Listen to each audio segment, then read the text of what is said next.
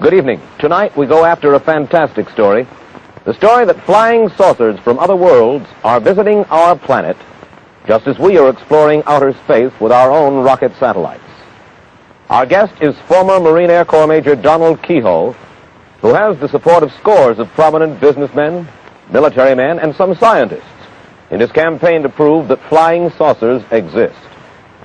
If you're curious to know why Major Keyhoe charges that the United States Air Force is deliberately deluding us when it calls saucer stories the bunk, if you want to hear his own evidence that the saucers are real, and his reaction to the claim of two Americans who say they've spoken with men from Venus, we'll go after those stories in just a moment.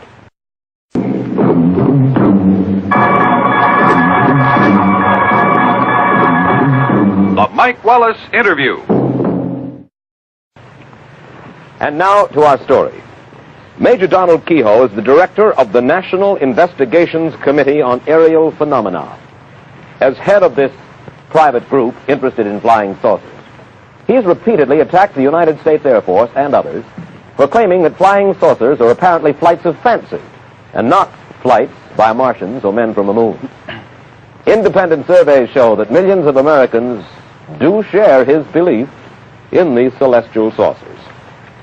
Major Keyhoe, first of all, let me ask you this. Most people in the United States, in spite of the fact that I say that millions do believe, I think you will agree that most people in the United States don't believe in flying saucers from outer space. They probably hold the view of columnist Bob Considine, who wrote that flying saucers are products of, for the most part, quote, pranksters, half-wits, cranks, publicity hounds, fanatics in general, and screwballs, end quote. How do you feel about Mr. Considine's charge? Well, I know where he got the story. He got it from Colonel Watson out at the Air Technical Intelligence Center in Dayton. In fact, the colonel went even a little farther, and he said behind every sighting was an idiot, a crackpot, a religious fanatic. That included a lot of high-ranking Air Force pilots, incidentally, and many airline captains, people who were qualified to see these things. But he was just following out an Air Force policy.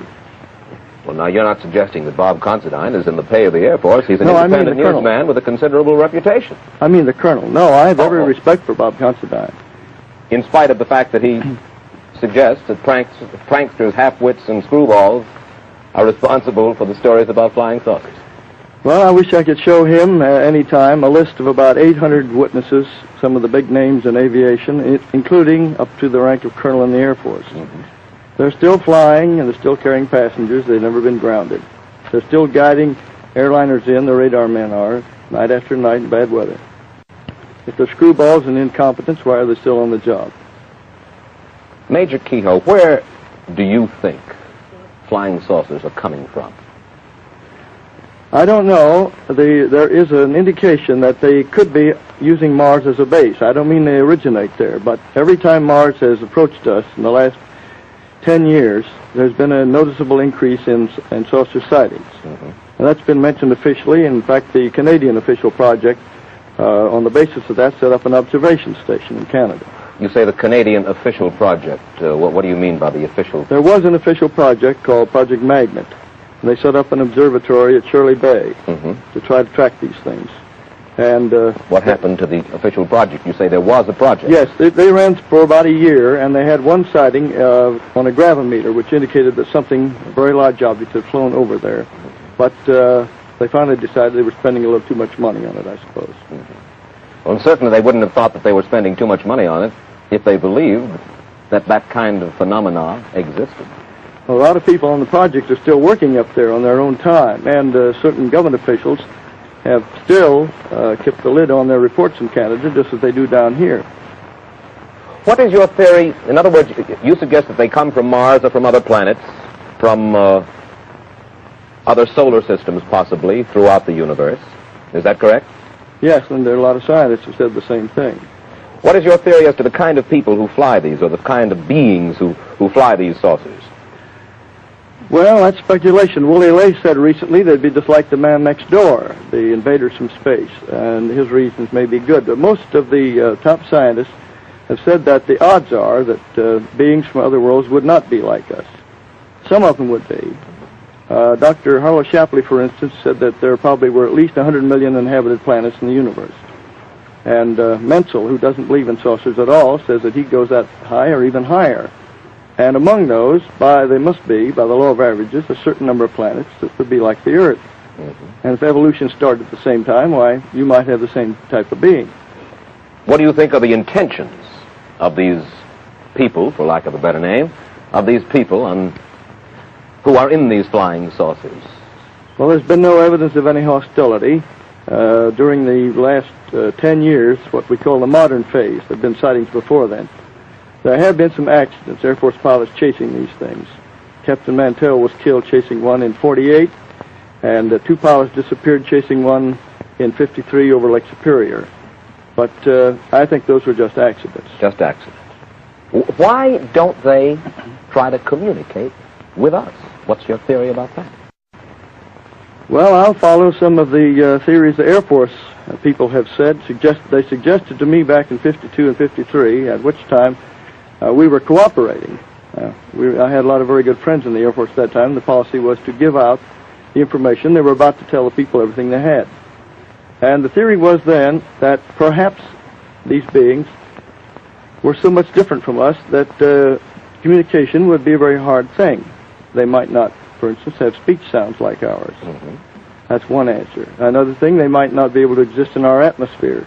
We're going to land on the moon, we'll have to wear spacesuits or else build air-conditioned buildings up there, air pressured. There could be lots of factors like that. Well, do you think they're down here when we do see them to look at us? I think that it's probably a long-range survey. A long-range survey? That's right. And yet no attempt, as far as we know in any case, of communication with us. There have been claims of communication, but most of those have been by individuals. The Air Force has not admitted that there's ever been one, and I don't know, our committee hasn't found any cases that we would accept as absolutely verified. All right, now, let's go at it from another point of view, if I may, the Air Force point of view. They agree, undoubtedly, objects have been seen in the sky. But the Air Force has said time and time again, and this is a quote from Richard Horner, Assistant Secretary of the Air Force for Research and Development. All but a small percentage of these reports of unidentified flying objects have been definitely attributed to natural phenomena that are neither mysterious nor dire, end quote. Weather balloons, mirages, ordinary sky phenomena like meteors, airplanes themselves. What about that? I'll answer that, but I'd like to make several points doing it. In 1947, the Air Technical Intelligence Center at Dayton, the top Air Force intelligence men and scientists under contract, sent a secret document to the Commanding General of the Air Force saying that whatever these things were, they were real. In 1948, ATIC, the same group, sent a top secret estimate to the Commanding General, Hoyt Vandenberg, said these were interplanetary space. In 1952, there was an intelligence analysis of the maneuvers of these things, as seen by radar, triangulation, radar photographs, and in 53, the Central Intelligence Agency and the Air Force had a special panel of scientists meet at the Pentagon to tell them what to do. And after they got through, this group said, you don't have proof that these things exist, not scientific proof, but you have a very strong circumstantial case. We suggest you quadruple the investigation, set up special observation posts, in the meantime, release everything you've got to the American people. Now, you've got 4 documents there that they've been sitting on all this time. Now, and they have been spending a lot of money investigating flying saucers. If they don't exist, why the money? Why did the intelligence teams rush out every time there's a sighting?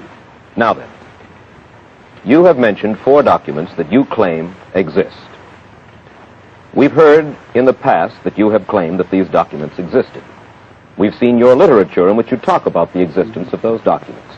So we spoke with the Air Technical Intelligence Center at the Pentagon earlier this week, and this is what we were told officially by them. 3 of the 4 documents Major Keyhoe refers to simply do not exist. The 4th document does exist.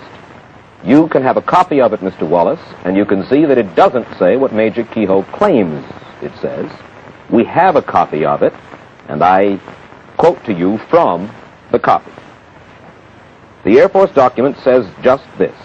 The panel recommends that the national security agencies take immediate steps to strip the UFOs of the special status they have been given and the aura of mystery they have unfortunately acquired, we suggest an integrated program designed to reassure the public of the total lack of evidence of inimical forces behind the phenomena. And again, as I point out, Secretary Horner says it simply ain't so. Now, why? The point really at issue here, it would seem, Major Keyhoe, is this. Why do you believe that the Air Force says that nothing is going on? Why do you believe that it's a fairly serious charge that I know you make. it is. You make the charge that the United States government is withholding from the people of the United States certain very important information. Why? What would their motive be for withholding that kind of information from us? Well, I'll answer that, but I would also like to show you some proof that they are withholding it. The reason that was given to me when they were working with me back in 52 and 53 was, first, that they were afraid of hysteria. Remember the Orson Welles show way years back when he scared people into the hills with the idea of invading Martians? Then they were also afraid that it would upset organized religion. That was a smaller factor, but there was some fear of it. Later they were afraid that these accidents, when interceptors had chased these things and had been lost or had crashed, might be considered proof of hostility. Now, I would never have put my name on anything if it were a matter of personal opinion. I've talked to and read the reports of hundreds of pilots and radar men and guided missile trackers who've seen these things, and some of them are very important names.